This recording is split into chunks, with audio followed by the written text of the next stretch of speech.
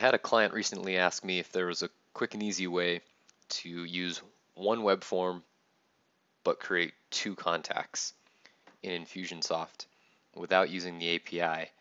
And after thinking about it a little bit, I came up with this solution, which hopefully will work for you and your business as well. Some examples that you might be thinking about in your business could be if you have um, an event where one person registers several people and you want each person to get follow-up and get registered and have their own contact record in Infusionsoft. And then another use case might be where you have a husband and wife, but you don't want them to be on the same contact record. So this is the way I've set up the campaign. You can see here what I've done, and I'll just walk you through the process here really quickly. But what's going to happen is the person is going to fill out this first form, and that's all that they'll see. So even though there's a second form here, we're not going to do any multiple forms or anything like that. They're going to fill out this form that's going to have person 1 and person 2 details, and I'll show you what that looks like. So person 1 is just like a normal web form in Infusionsoft. Person 2 though is going to be two custom fields that you create, and I created first name test and email test here as custom fields so that I could go back and delete those later. But it doesn't matter what you call them.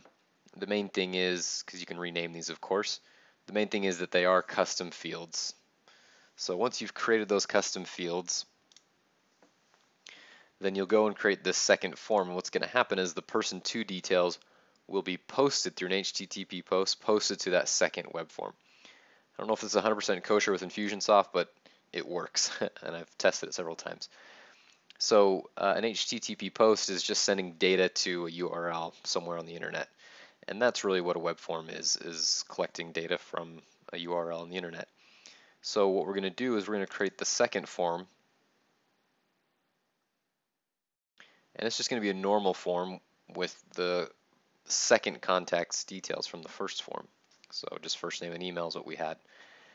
What we're going to do is go to the code tab and then click HTML code unstyled, and then go ahead and copy all of this, and I'll just use Notepad here and paste it in, make a little bit more room. There's a couple things you want to make note of. Number one is the action equals that URL. That's where we're going to post the data to. So I would maybe just copy and paste that down here below at the bottom. And then we're going to take all these hidden fields, input fields that you can't see, and we're going to post those as well. So what that means is we want Infusionsoft form XID, this little code thing, and that will equal the value here. So we're gonna skip this type stuff. We just want the value, which is that. And then the next thing will be the Infusionsoft form name, which is second contact, and then the Infusionsoft version, which is that version right there. And then we're going to want the name of each input field that we're actually using. So in this case, the name is going to be, for first name, is going to be Infusionsoft underscore field underscore first name. So we want to make note of that and place it down here. And then same thing with the email. So Infusionsoft field email.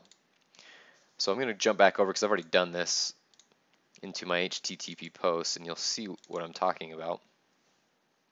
Within a post, you have name and value pairs, and then you have the post URL. So that's the action that we were talking about, and then the different things that we were copying and pasting below in our notepad.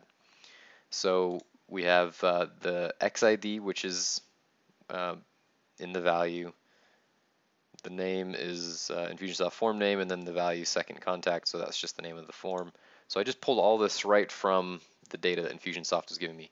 The only tricky pieces are going to be these two, the first name and email, because those are dynamic. Those change each time somebody fills out the form. So we're going to use merge fields for those, and that's why we created the custom fields back in the first form.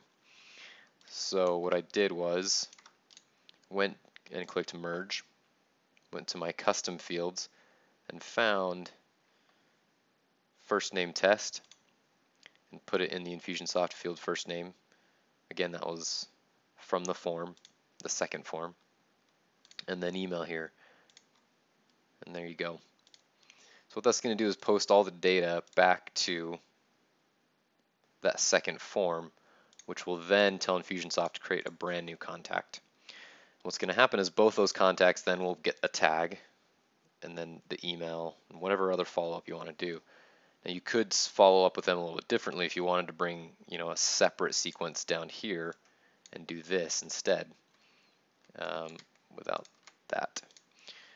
So then the first contact would get this, and the second contact would get that. In my case, I want them both to receive the same email and get tagged the same, so I'm going to leave it like that. And now what we need to do is take this form with 2 contacts and place this on our website somewhere. And that's it. Everything else should happen behind the scenes with Infusionsoft. If you have any questions, leave a comment below and I will answer back.